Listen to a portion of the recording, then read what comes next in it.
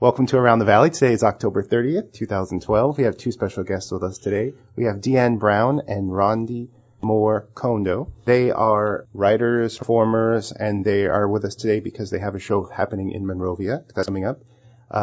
What they have is called the MAMMARY Chronicle. It's dedicated to the celebration and preservation of breast and the woman, and those who have survived them, and it's in honor of those who haven't. So welcome, ladies. Thank you. We also have, as always, Art Landing and Lucia Flores, our special guests representing Rosemead and the Kiwanis Organization and Baldwin Park and Adult Education.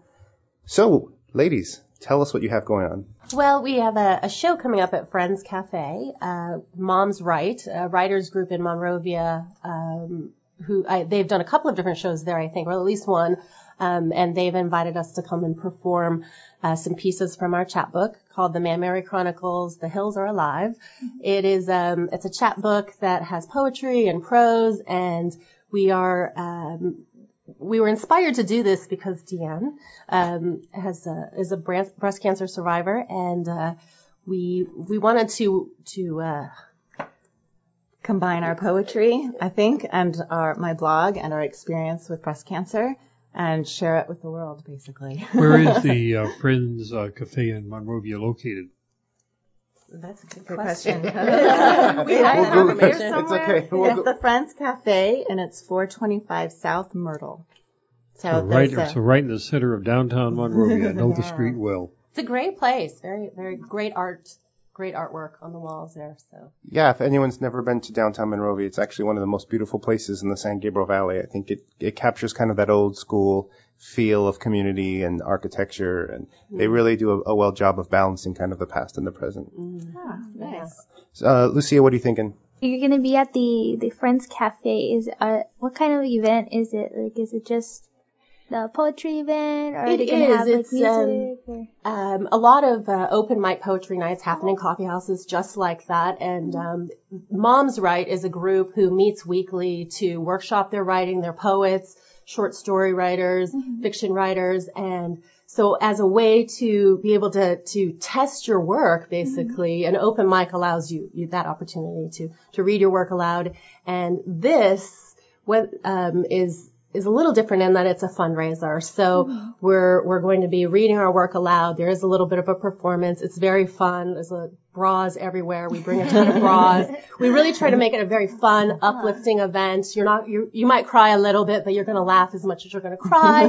That's kind of our goal. But really just to show that there are survivors of this disease, and organizations like Susan G. Komen are part of the solution. And so we want to, Deanne's going to be doing the Susan G. Komen Walk for the Cure. Yes, and so the money that we raise from the book that we're selling here, it's our chapbook that we wrote called The Hills Are Alive, will be going to the Susan G. Komen Foundation and to my fundraising goal efforts. I need to raise $2,300 to walk in this walk in November. I have to walk 60 miles in 3 days. So 20 miles a day. I've been training every single day. And have blisters and sore feet, and even risking my reputation a bit. Susan G. Komen's been through a lot politically, but I feel that it's really worth it, and people need to know. So. Let's take a step back, if you guys don't mind, and maybe you can tell us a little more about yourselves, because I read your bios, and you guys do a lot of different things artistically and also in education. Who'd like to start off? First? Yes, we are. We actually met. I think it's been 10 years now, and we met through homeschooling. So we each have kids that we homeschooled together. We did a lot together, and throughout the years, our kids then got very involved in music and are in a band together. Her kids go to OSHA, Orange County High School of the Arts, and my son also, and they're in commercial music together. While they were playing, we decided we had this grand idea to also put a band together. The only problem is not one of us could play an instrument. But we thought if our kids could do it, we can do it.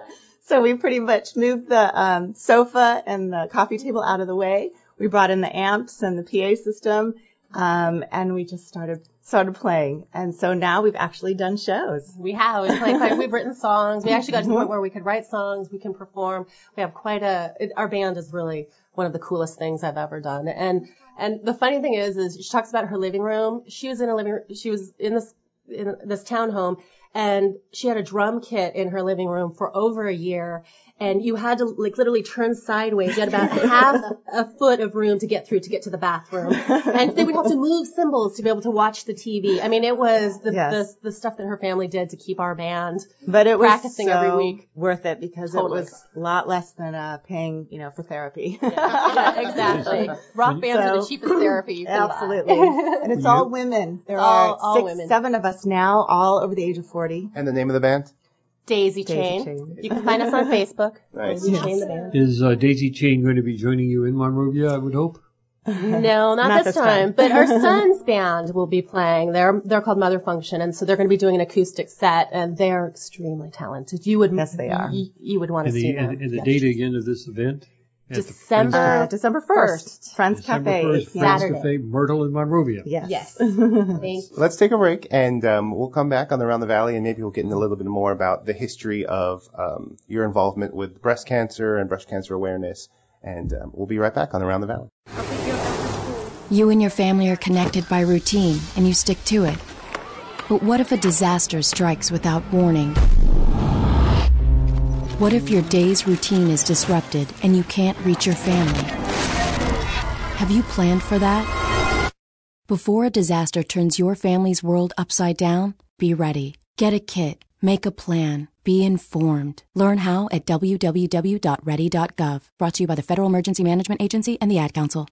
Welcome back to Around the Valley. It's October 30th. I'm Lucia Flores here with Sean Tellis and Art Landine, and today our special guests are Deanne Brown and Raundi K from the MAMMARY Chronicles, which is dedicated to the celebration and preservation of breasts and the women who have survived them, and in honor of those who haven't. And we're here talking with them about the different events that are going on, about the event happening at the Friends Cafe, and a few other things. Yeah, before we get into your guys' specific event, I wanted to talk a little bit about just different breast cancer or just different cancer events that happen in Southern California and the San Gabriel Valley. For example, we've had a few guests on an earlier shows talking about, Race for the Cure? And what is the walk, the Relay for Life? Mm-hmm. Art, you had some interesting thoughts on that, didn't you? Well, it's been my thought that in this entire war against cancer, which has been going on now for, almost 50 years, it started back during the Nixon administration when he declared the war on cancer. Uh-huh. Well, they made a lot of progress, but just like the battle against the terrorists, it's still going on decades later. Yes, it is. But we have the Relay for Life. I'm looking here at the latest issue of the Mid-Valley News. They've got a fight against pediatric cancer. You've got your work on breast cancer. We also had the events that Sean was talking about. All of these different efforts on a rolling basis during the year help to keep people's minds aware of the battle against cancer that's going on. But what I don't hear a lot of, and I've tried to encourage it in our own Relay for Life, the Kiwanis sponsors at Rosemead and elsewhere, is the progress that has been made, the stories of the survivors, the things that we have found now that we can take as preventative measures so that we reduce the rates of cancer, the things that have been done to encourage the recovery rates, alternative therapies.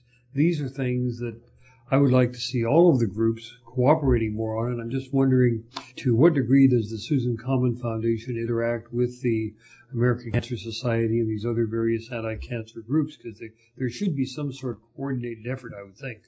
I'm sure there is. Unfortunately, I don't know all the details and how they work together. I just know my part and what I can do as a cancer survivor.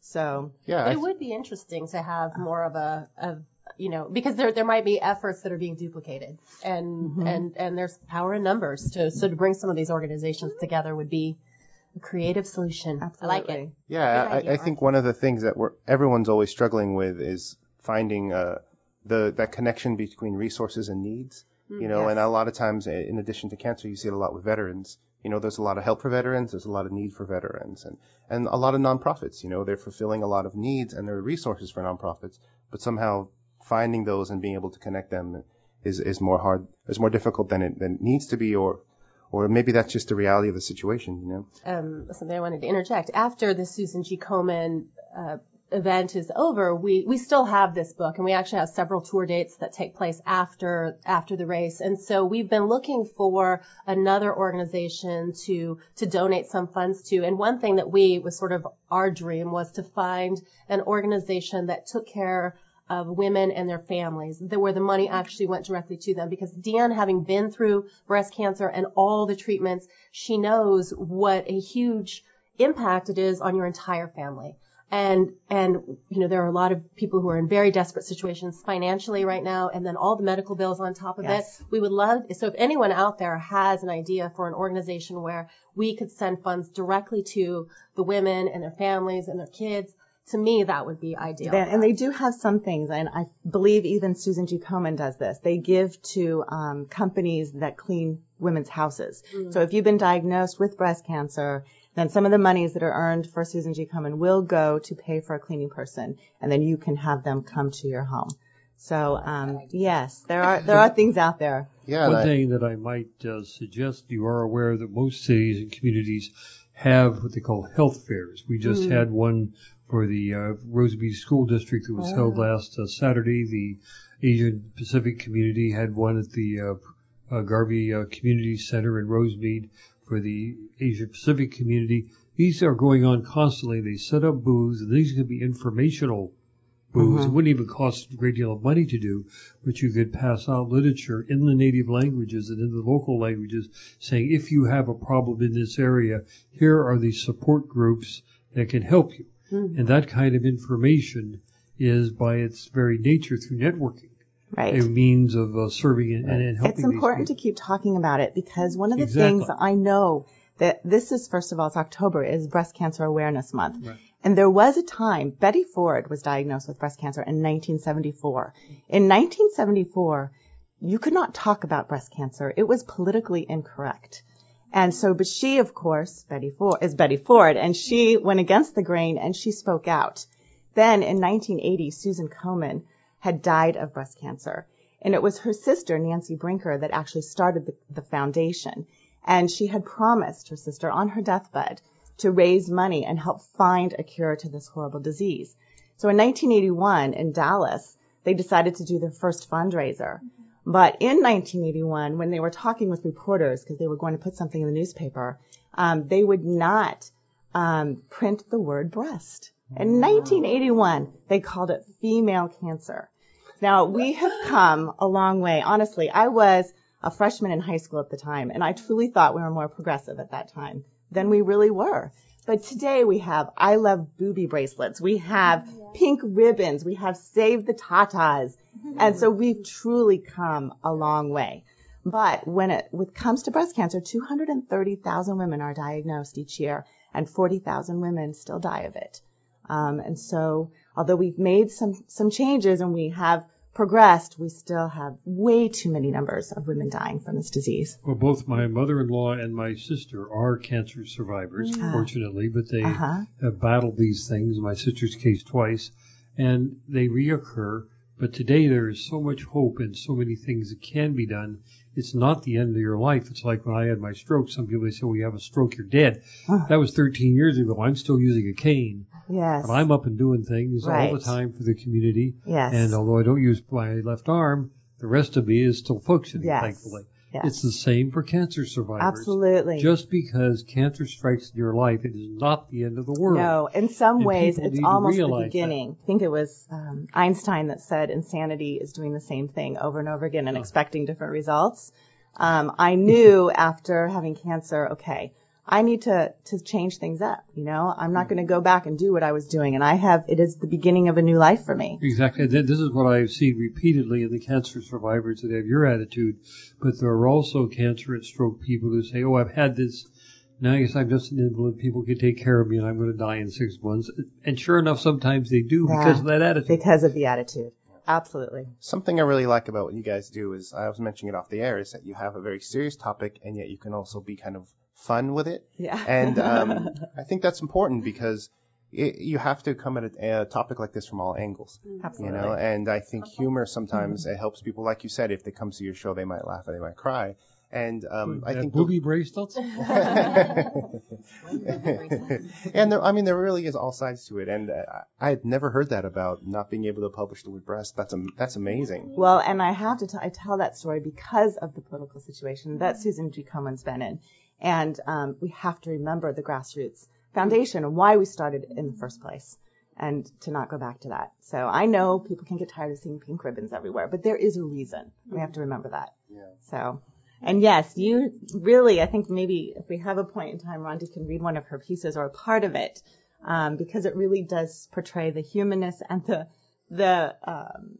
silliness and the crazy, wacky everything when it comes to breasts. Breasts are a huge part of our lives. They are. Huge in all kinds of ways. We don't even realize that it is a part of our femininity. It is a part of being a mother. Yeah, absolutely. Lucia, did you want to say something?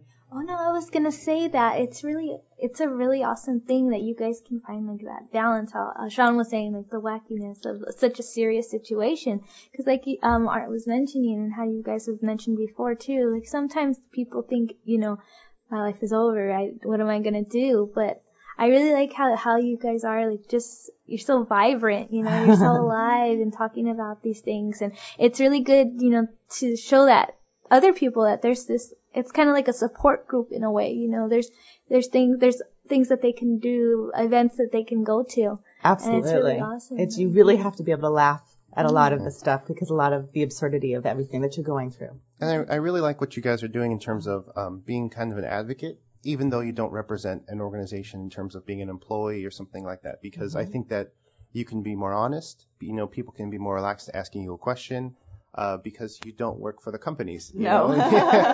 You don't work for any company. Right, you believe it. You're basically donating your time, and in a lot of different ways. Yes. And to raise money for something else that you believe in. Yes. And I think that should be emphasized and thanked.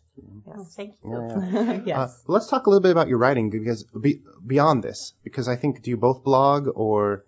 I'm a writer. I'm a poet and a short story writer, and I perform my work, and I teach creative writing workshops. So that's actually a big part of our relationship, is that through homeschooling we were able to discover all of these passions that we had: writing, music, all kinds of things. And so in teaching our kids, we did a lot of cooperative learning, and I was doing writing on my own. And then I thought, wow, how great it would be to have a writing workshop for all these kids that I know. These my kids' friends, my kids were there, and it just became this weekly event where we would get together and we would write together and we would read each other's pieces, and it wasn't ever meant to be a business for myself. It was really just something that I loved to do. And then after my kids went off to school, I began taking on students and started making a little bit of money at it, and but more than the money, just the joy of being able to write with kids every day is incredible. There is no better thing for me than getting together with a group of kids. So I write with kids, and then I do a lot of personal writing, and I have a book of poetry that's coming out later in the year, and it's called Let the End Spell Over Your Lips. And poetry to me, when we talk about breast cancer or any other challenge in your life, poetry is an excellent way to sort out your feelings, to really get at how you feel, how you're operating, how you want to operate in the future. And so that's why I love working with kids. It's such a great tool for them to have, especially if they're approaching their teen years. Mm-hmm. That's where they can really sort out a lot of stuff that goes on. And I think that was Deanne's blog also, being able to write about her experiences there, not only helped her understand herself and her journey better, but also allowed all of her readers to understand it. So even if you've not been through breast cancer yourself, when you get to read her story, you'll go, oh, I know what my mom was going through now. My mom wasn't able to verbalize it, or my aunt wasn't able to verbalize it, but Deanne can, and yes, that's how my mom was feeling. Now I understand that. So poetry and blogging really helps you to get somebody's personal experience and understand it better, and understand yourself better. So that's the art of that. And we're going to get into that personal story in our next segment, I think. But let's talk about your blogging, Deanne. What do you do? I saw a lot of cool photos on your blog. It's called The Yes Mom. I actually started writing it when I was homeschooling, and I had been on the Dr. Phil show and in the Chicago Tribune, because our homeschooling is a little bit different. We did something more like unschooling, a little bit more child-led rather than duplicating the school system at home. So I started writing it, but truly, maybe 6 months later is when I was diagnosed with cancer. So I had no idea that the blog, would actually go into that direction and be really a therapeutic source for me, both to help, like Raundi said, get my feelings out on paper and to deal with the mixed emotions and everything I was going through. And it was also a great way to reach out to all my friends and family without having to call them every day. There's a lot of people to keep up to date with all the things that I was going through. Nice. So tell us about the title that you said it's the Yes Mom. The Yes Mom. Actually, Raundi had titled that. I think we were on the beach one day. Yes, we were. And we were chatting. And so we were had all these ideas. I was writing them down. I could call it this. I could call it that. And Raundi had said, Deanne, you just have this way of saying yes to life. And she said, I just think of you as sort of the yes mom. And I'm like, that's it. That's what we're going to do. So it's the yes mom. Good. Well, Deanne has this great, and many of the parents that we homeschooled with have this attitude where when their kids came to them saying, I want to do this, I shouldn't say most parents, it's tempting to say no or maybe, but the answer was always, yes, let's see how we can make that happen. I mean, there are times when you can't make it happen, sure, but you can always try. And I think that Deanne was a great example to me by always taking that attitude with her kids. You want to do it? Yes, we're going to try. We're going to do everything we can to make it happen. And so that was very empowering. So it's not about saying yes to every little whim that your kids want. It's about, empowering them, empowering yourself. And if you start out with a yes, we'll try, there's. No, I love that idea. I'm always fascinated because I cover a lot of local stories of people doing amazing things. And even looking at my own life, sometimes when you have to do something, you find a way to get it done. But why not have that attitude for anything? Yeah. Right? Like I'm going to get it done because I'm going to get it done, and not because I have to. And absolutely. And kids are so hopeful, to say no to that little face is hard, I mean, and I want them to experience everything. This is their opportunity. Yeah, the photos I was looking at, you were in, what is it called, in Arizona? Oh, yes. I just took my daughter on a road trip. So my boys, the goal was before they turned 18, I wanted to get them to all 50 states. Oh, wow. They've been to 46 states. So they're just four shy. A lot of it, I have to thank my parents for doing a lot of this. But now my boys are in college and high school. And so it's just my daughter and I. She's 12. And so I want to do the same thing for her. We tried to start it last year. It was premature. I was just finishing up chemo. I still had 3 more surgeries to go. But as in, yes, mom. I wanted to say yes. I wanted to do it. I couldn't do it. So we finally this year got around to it. We hopped in the car and drove all over Arizona, New Mexico, Colorado, Utah. And it was fabulous. Just a wonderful trip. She learned so much, and we had a great time. I think that's great. And for people who haven't gone to those states, they're closer than you think. Mm-hmm. They really are. And they're like another planet. My gosh.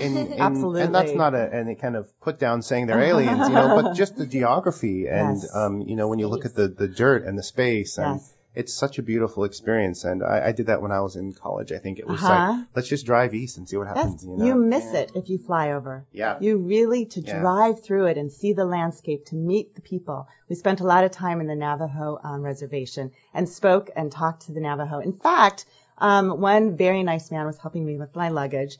And he said he would trade 10 horses for me. And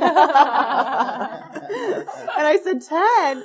And he said, no, 10's really good. And then he looked at me and said, okay, fine, 20. It's a lot of horsepower there. That's great. So awesome, though, that you did that with your daughter because, a lot of kids, they don't realize how, their world, it's so expansive. Like, they just stay in their little bubble kind of thing. And you are absolutely right. In fact, she was a little hesitant to go because she did not want to miss her soccer and her homeschool park day and all the other little things that are going on here. And I said, there's this whole world out there. I promise you won't be missing soccer when you're on a Jeep tour through Monument Valley. So... That's amazing. Well, we're going to take a break, and we'll come back, and maybe you can share with us your personal journey dealing with breast cancer and how that's affected or how you experienced that journey, because I think it's different for everyone. Yes, I'm sure it is. Okay, we'll take a break around the valley. Today, like I said, is October 30th, 2012. Hi, this is Christina Ricci with RAIN. Join RAIN in the fight against sexual violence and volunteer in your community. Log on to RAIN.org, that's RAINN.org, to learn how you can be the someone. Brought to you by Rain and this station. And we're back on KMVR with our guests, Deanne Brown and Raundi Kondo. And we are going to be hearing a reading from the actual work that you do in your performance. Is that correct? That's correct, yes. And go with Raundi Kondo and her reading. The hills are alive. There are hills and then there are hills. Sometimes it's a benign bump. Other times it's a rocky, hot mountain climb. But there is always an exquisite pink climax and a lofty downside. Part joy and part grief, opposite and attractive, a perpetual random act of kindness to the oglers, the fashion designers, and the really tight huggers. The mere sight of one has been scientifically proven to lengthen a man's life. Yet somewhere between bumblebee sting and asymmetrical standing ovation, it stopped being okay to go topless in a wading pool in my own backyard. And that is dedicated to the celebration and preservation of breasts and the women who have survived them, in honor of those who have not. Yes. Thank you for sharing that with us. Do you want to talk a little bit about how you came up with that, what that means to you? Oh, yeah. Actually, I will try not to cry when I talk about that. But when Deanne was getting ready to go through her mastectomy surgery, she asked if I would write a poem about breasts, kind of an ode to breast, saying goodbye to her breast. I think the title of your blog was Bye Bye Boobie. Was that the one? And it was an extremely emotional thing for all of us. I mean, our band we were meeting really regularly, and I think you feel very helpless when you're the friend or the family member and the person that you love is going through this. And so it was very kind of her to give me a job to write a poem. You know, it's kind of like when you have the dad go boil the water, or tear the sheet, whatever. give her something to do. So I really, got into my own feelings about my own breasts, which everyone has very complex feelings about them. And the women I've talked to about this poem, said, I started appreciating my own breasts more because we blame them for things. They're like a separate entity sometimes, but yet they're a part of us. And so, I was just very happy to be able to contribute something in this way. And then this book, what happened was when I wrote this poem, we performed at Cocktails for the Cure, our band did, and it's a fundraiser for breast cancer research, actually. And I read this poem, and another poet friend of mine came up to me and she said, "You should turn that into a book." And Deanna and I had already had this idea about turning her blogs into a book, putting them all together, and then having contributing artists contribute poetry, art, prose, anything that would kind of go right along with this. And so that is a much bigger project, which we still will work working with. on right now. But editing is a long process. So this was kind of just a little taste of what we wanted to do: some poetry, some prose, some art, and so the MAMMARY Chronicles actually was kind of funny because it's based on, of course, Ray Bradbury's Martian Chronicles, in case you didn't get that part, which is basically he wrote all of these single pieces about Mars, and then they put them all together, and that's kind of what this turned out to be. We have other friends who are poets who have also written breast cancer poems, and so they will all just kind of hopefully fit together and create this chronicle of breasts, and the women who are involved with them. So the long-term goal is to have an anthology together. So it'll have pieces from my blog, it will have poetry from friends and other artists, and art from people that have submitted and want to be a part of the project. I think that's a great idea. I actually think in a lot of ways it's like the Mid-Valley News, in that a lot of people will contribute different ideas, and then the whole part of it is representing a community or a single idea. So I think hopefully for us, people think it works well, and I'm sure it will work very well for you guys. And thank you. Yeah. So now let's go a little more serious. We wanted to talk about your experience with breast cancer. Do you want to just kind of walk us through chronologically, or however you'd like to? Yes. This November, actually, it will be 2 years ago that I was diagnosed. One evening, I just decided to play with my breast. I don't know what I was doing exactly. And I found a lump. And this lump was different. It was not something I had felt before. It was hard. And it just did not feel right. And I asked my husband, like, Kevin, come here. And I said, feel this. And he did. And we both knew. Although he's pretty optimistic. I think he was maybe not knew what I knew. The next day, I called my doctor, and she actually had me in for a mammogram that day. And after the mammogram, the radiologist wanted me to stay and do an ultrasound, so I stayed. And then later on, I stayed, and they said, you know what? We'd like you to stay even longer, and let's do an ultrasound, let's do a biopsy today. Did not expect that. What I thought would be an hour ended up 6 hours at the doctor's office. I then had to wait. It was Thanksgiving holidays, and they were closed, so I literally had to wait for my diagnosis. And I was with my daughter in the car driving to take her to tutoring session, and I got the call, and she said, "Are you alone?" I said, "No, I'm with my daughter." She said, "What are you doing?" I said, "I'm driving." She said, "You know what? I'll call you back." I was like, No. I have waited a week for this.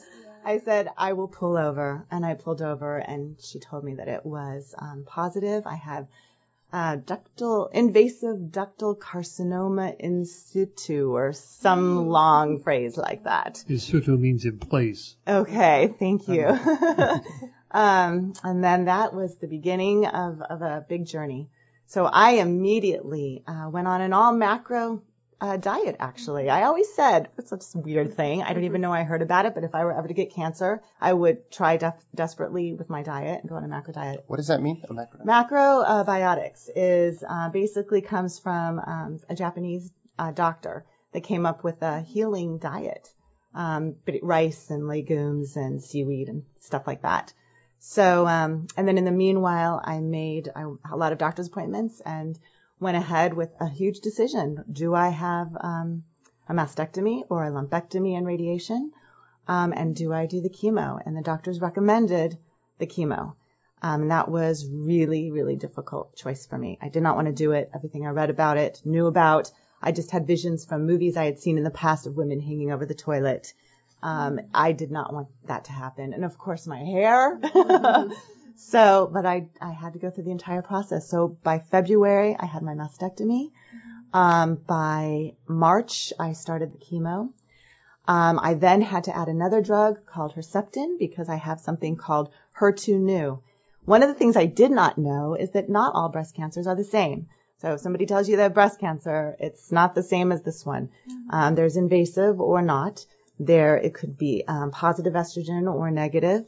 And I have an estrogen cancer, and I have something called HER2/neu, which is a protein found in the cancer that's very aggressive.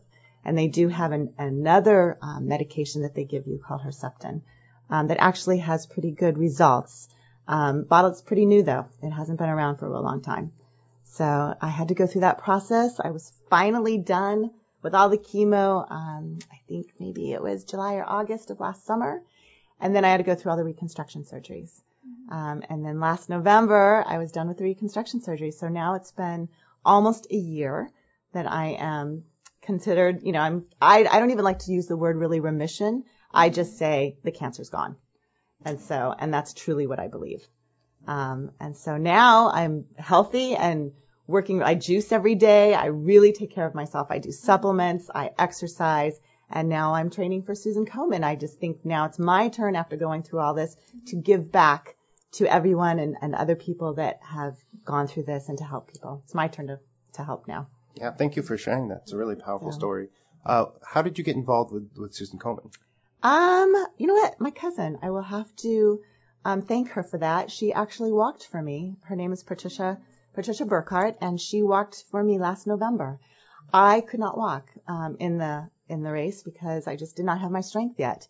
But I did show up truly 24 hours after I just had my port removed, a surgery. I drove to San Diego, and I was there at 5 a.m. to say goodbye to her when she started on her walk for her 3-day, and then went back on Sunday to greet her when they crossed the finish line. And it was so absolutely moving. The women and the men that walked were incredible. To know that they were doing this for me and for other women and men that have been in the situation was absolutely one of the most amazing, moments I've had. So now I get to participate in it.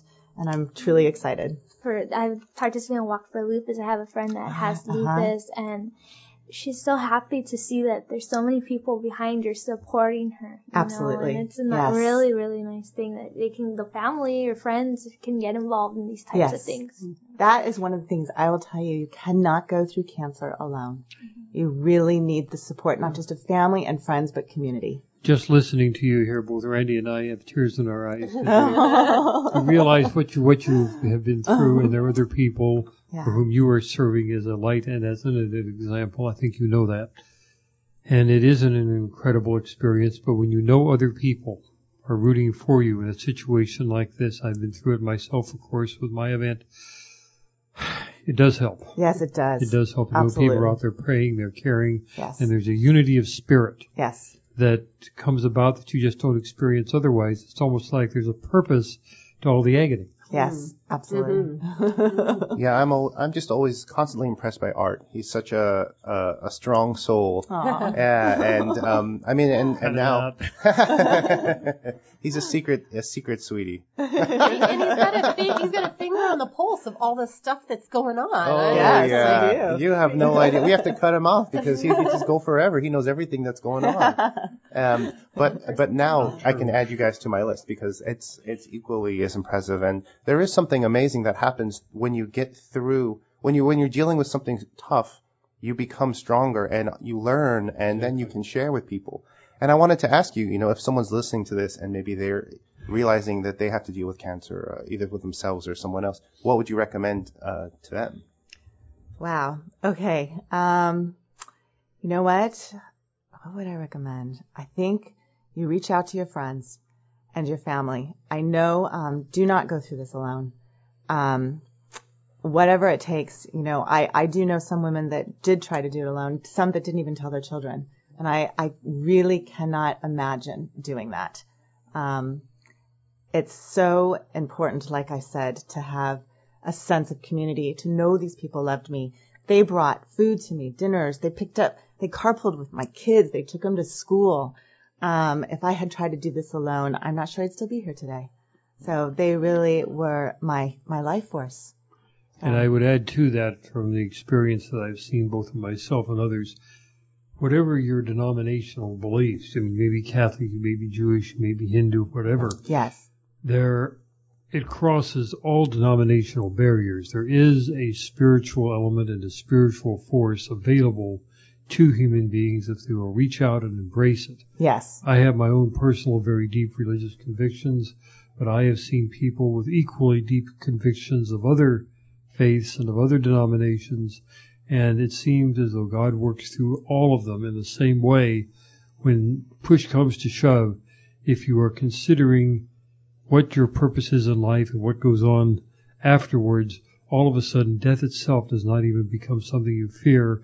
Instead, you know that you're fighting something, and one way or the other, either in this life or the next one, you're going to make it. It really helps when you feel like you're hopeless and alone.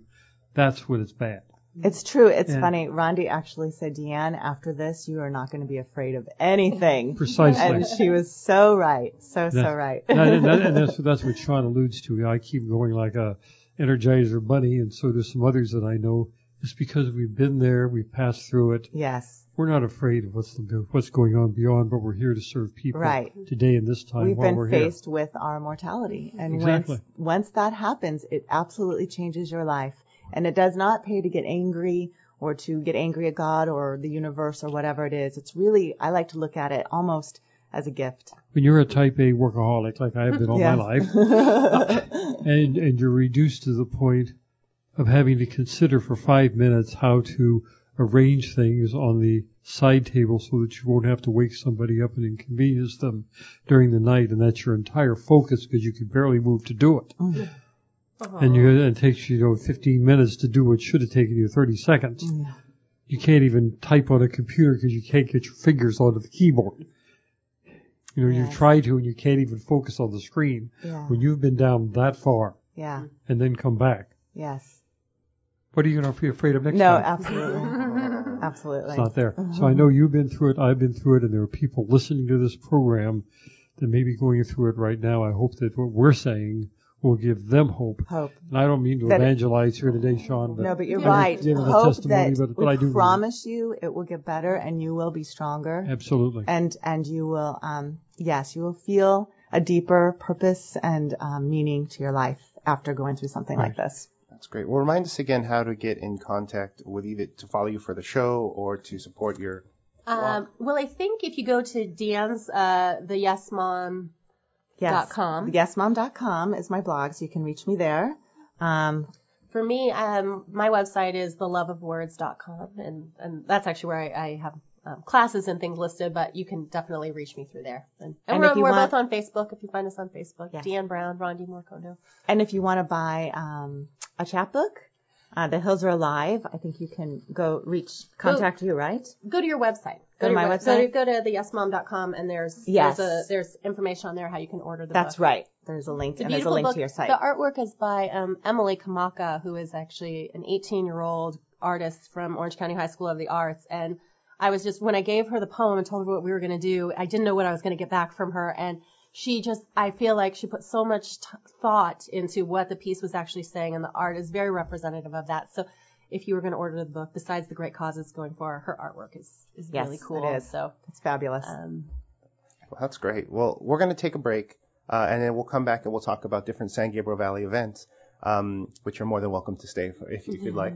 But thank you so much for sharing your story with us. It really is an amazing kind of full spectrum life that you guys lead. And I think it's something that people can aspire to be like, because there is a lot of power in saying yes and in being inclusive and exploring and curious and, working together. So, thank you very much for that. Lucia, did you want to add something? It's very inspiring because me as a woman, I'm very inspired by you guys' story, and I realize how important it is to get screened, even if you don't have health insurance. I think there are some places out there that can do that. Yes, I think Planned Parenthood. Yeah, Planned Parenthood even will give you mammograms, and that is what is funded by Susan Komen. Okay. Yes. Yeah, so it's really important for women to check yourself. And if you don't do the mammogram, check yourself. Mm-hmm. I found mine myself. Check yourself.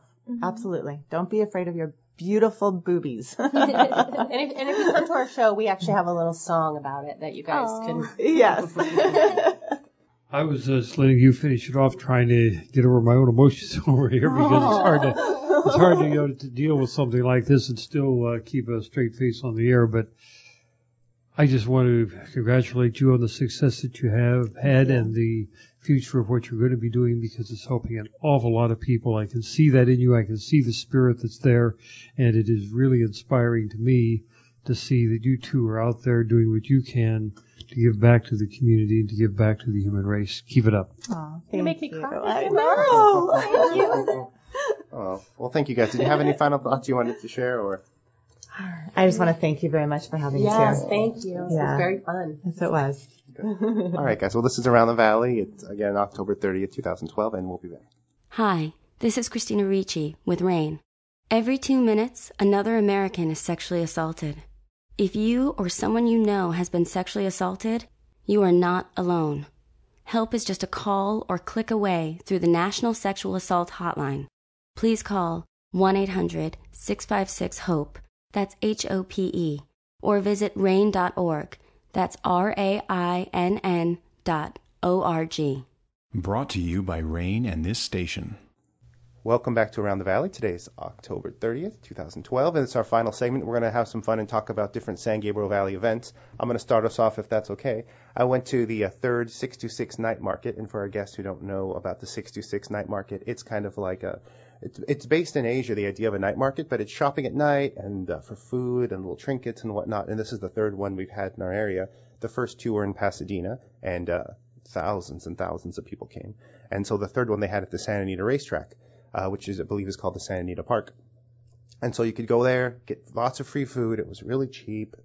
I think they're saying 20 or 30,000 people came because it happened over 2 days. I went. I had some great food. They had horse racing. It's always fun to see that, kind of a throwback. The one thing was, I'm not going to say I dislike this, but there's stinky tofu. And I've always seen stinky tofu on a menu. I see people eating it on travel show all the time, but I've never smelled the stinky tofu until this event. And it does stink. It does sting. I thought it was horses at first. And there was a woman with a microphone, kind of screaming in English and in different languages about come eat the stinky tofu. I should have had it, but they actually had a stinky tofu eating contest there for people who've never had it before. But I did get a keychain from there, and I had a great time. So that's kind of something I did. Lucy, I think you went to Dia de los Muertos, right? Day of the Dead. You had that? Yeah, I actually also went to the 6 to 6 night market, but I went on Saturday. But it was pretty cool, but it started raining after a while, and it was sprinkling. But I tried the barbecues. I think it was Korean barbecue sliders, and they were really, really good. So, but yeah, the Dia de los Muertos, I wanted to thank everyone who came to our booth. KMVR actually had a booth there with all the other vendors, and we were giving out, newspapers, and, if anyone got the stickers, we had stickers and tats and things like that. And it was really fun because you had music. The New Vein Foundation was putting it on, I think, along with Demba. I think they were sponsoring it. And the New Vein, for people who don't know, is a foundation in the San Gabriel Valley dealing with arts and literacy. And Demba's Downtown El Monte Business Association, right? Yeah. And do you want to tell people what Day of the Dead is for those who don't know? Okay, well, Day of the Dead, it's not Halloween. Some people confuse it, thinking it's Mexican Halloween or Hispanic Latino Halloween, but no, it's actually, you kind of celebrate. Well, you're kind of honoring those who have passed on, and a lot of times, people make an altar kind of with a picture of the person who has passed away, and they'll put like food, or they'll put like decorations and things like that. And I know in Hollywood, at the Hollywood Forever Cemetery, I don't know if any of you have gone, but they do this also. They had it that same night, and it's really awesome. And they had, there at the Valley Mall, they had music, they had Aztec dancers, they had a lot of vendors, a lot of people it was really family oriented, and like I said, I want to thank everyone who's dropped by our booth, and just to spread the word about KMVR. And it was fun because you see like people walking around with their little kids, and they have their faces painted like skeletons, half and half. So it was pretty nice. It was really fun.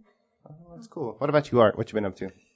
Well, as you may recall, we had on the air here a few weeks ago the people from the Vet Hunters organization in South El Monte. This is a group for the benefit of our guests who go out and try to find the veterans who are living underneath bridges or whatever. They become alienated from society. There's about 300,000 of them across the country who've been through the trauma of Vietnam, the Iraq wars, the Kuwaiti expulsion campaign, Afghanistan, whatever. And they come back and they're not able to adapt into society, and they wind up just living off by themselves because they become alienated. The Vet Hunters goes out and finds these people, gets to win their confidence many times by going one-on-one. The people who are going out to look like the homeless people that they're working with because they've got to get down to their level. But they're working 24/7 to get these people back into society. They've done 1,100 just in the last year that I know of. They're having an encampment in conjunction with the Armory down here in El Monte for 3 days this coming weekend, and they actually give the people the social services, haircuts, bathing, education, job referrals, housing, whatever they need. They've got all sorts of agencies they're pulling in once they get the people there.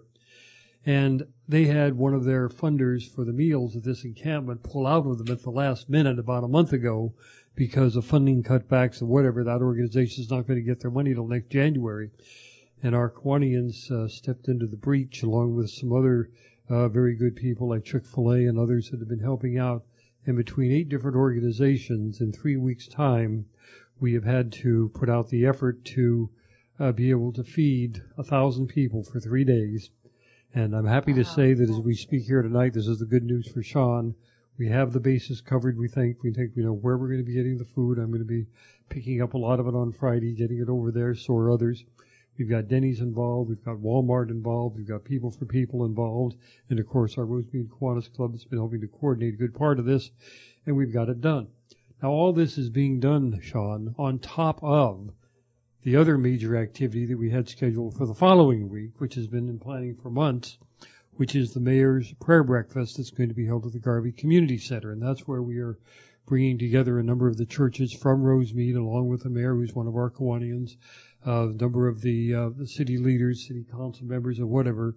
The Boy Scouts are going to be doing the color guard presentation, but we're actually going to have a breakfast, which is going to be dedicated to the veterans. This is on Veterans Day weekend, Monday, November the 12th, beginning at 8:30 in the morning. We're going to serve pancakes and not pancakes. I'm sorry, get my things confused. This is actually going to be a Mexican menu. We're going to be having tacos and other things of that type. But in any event, it'll be a very nice breakfast, $5 a piece. And I cannot advertise to everybody, please come, because I think we're virtually sold out of the tickets, I'm happy to report. And I think we've got about 20 left, and they'll probably be gone by the time this program airs. But we have just a wonderful morning scheduled. We've got a gentleman who is a speaker there, Jimmy Weldon, who, in addition to being a well-known entertainer in this area, some of those who are older, probably older than our guests here today, will remember that for about 20 years he was a children's show host here in Los Angeles back during the 50s and 60s. But he was actually part of the troop contingent that liberated Buchenwald in World War II. He's now in his late 80s. But he is still a wonderful entertainer. He can go into an audience, be introduced to 20 or 30 people there at the beginning of the show before the show actually begins. He will memorize every name and every face of the person that is there. They don't realize it. And as they go around, they'll say, oh, hello, by the way, Sean. Oh, Art. Oh, Randy. And it's about every 30 to 90 seconds, be throwing in the name of one of the people that he has talked to, and it really unifies the entire audience. I've seen him do this before. He's going to be our keynote speaker. The mayor, of course, will be giving us an address. And the mayor's prayer breakfast is pretty much, I think, bound to be a success. And between the vet hunters next week, the mayor's prayer breakfast the week after that, we've got two wonderful, successful events that our Rosemead Kiwanis Club has been involved in. I wish that I could say that all was good news, but we're going to be having to talk here in coming weeks about the threat to our local food bank, which may be having to shut down due to various funding problems. And I found out just last week that the director of the homeless program for the San Gabriel Valley has been laid off due to funding cutbacks. Both of these tied into all of the budget problems in Sacramento and in Washington that are filtering down to the local level to a degree most people don't realize. Wow. So we've had some successes, but we've still got problems out there, and we're still working on them. We're not giving up. Wow, that's great. You know, I want to just throw out a kind of a wild question to our guests. Have you guys ever, what do you know about the San Gabriel Valley? I'm curious, the Orange County perspective. Yeah. Our kids' band played a show here at Cafe 626. I don't remember. That was in where is that? Was that in Monrovia? I don't remember where it was. But isn't that? And then we went to a play Sierra Madre. Yes, and then we went to the Sierra Madre Playhouse We did. And saw The Door, which is that. I can't think of what it is. It was a show that they were trying to get funding for. Yeah, like a rock opera musical. It was great. Done by somebody that played with The Who? With The Who, yeah. Yes. So he's trying to get funding for this play. It was really fabulous. So we do see that it's a place where there's a lot going on. There's a lot of art because we keep having to drive up here. That's nice. Well, Sierra Madre is a beautiful place. It's kind of like you drive into another world almost. It's like a mountain town. Yeah. Well, Sierra Madre. Sierra Madre is a very unique community. It is the only town in Southern California that by design, they will not change it, still uses a totally volunteer fire department, even though it's an urban area. Wow, I did not know that. You know, something that's been happening the last few years I've noticed is, everyone knows the Valley, right? It's Burbank, that area. But on the radio, the news, people talk about the valleys now. So they've added the S. So now the San Gabriel Valley is getting some respect, But a big part of it, and the reason I ask is, a lot of people come here for food, actually. We have a lot of different, kind of like we mentioned, where there are two events, the 626 Night Market and Day of the Dead. There's kind of a lot of different, and there's a lot of different types of Latino food. And then we have the classic kind of 1950s diners, which I think actually you dined at this morning, right? Goodies. Oh, yes. Goodies, that building is new for them, but they existed in San Gabriel for like 50 years in an old classic diner. Oh. And so you probably saw their menu kind of reflected that, even if the architecture didn't. And we have a drive-in. We have an old drive-in in the City of Industry, which is really worth checking out. It kind of has an old school feel to it. See, now I don't think my children have ever been to a drive-in. My kids have. Or maybe my boys. Yeah, that is something you should let them check that out. Yeah. Although they might not want to go with me. By the way, Sean, I don't know if they have the drive-in there or not, but did you know that Sonic has now come to Monrovia? Yeah, I know there's a Sonic in Monrovia, and I think there's one in Arcadia now. But that's kind of based on that same idea of driving up. And, you know, if you've never been, it's not in the San Gabriel Valley, but if you've never been to the Peterson Automotive Museum, that's a great place. And it kind of explains the history of suburbia, which a lot of people don't know. We live in suburbia, kind of based on, you know, car culture and whatnot. Yes. But it's a great place to explore. You know, and we always try to introduce people to it, and it's kind of like we're a pocket because the freeways don't always go through us, but it's not necessarily a bad thing once you're here. You know. Anyways, I guess that's it for today. Thank you for joining us. To our guests, to our co-hosts, thank you for joining us. I think this was a really inspirational show, and it's kind of exactly what we try to be about, is just sharing personal experiences and put a light on positive things that are happening in and around the San Gabriel Valley. And we'll definitely check out your show. We'll put up a link. Great. December 1st. Yeah, and Friends Cafe. That's great, and we'll try to include it in the events in the Mid Valley News. So if you're around town, please pick up a copy of Mid Valley News. Does anyone, Archie, do you have anything to finish off? No, I was just going to throw in the Friends Cafe on Myrtle and Monrovia just so people know where it's located, and I said, I'll hold back since you asked. Friends Cafe, Myrtle and Monrovia, be there. And the date is December 1st. December 1st. Saturday. Nice. Lucia? That's really cool, you know, and like I said before, you guys are really, really, your stories are very, very inspiring, you know, and I'm really, really happy that, you know, I got to meet you guys today, because it just makes me aware of, like, other things, and I think I am going to check out that, like, with Planned Parenthood that they offer, because I don't have health insurance, you know, and I've never gotten screened for anything, you know, so I'm going to go out there and get myself screened, you know, just to be safe on the safe side. Yeah. Yes. Yeah, so thank you. All right, guys. Thanks for joining us, and we'll see you around the valley.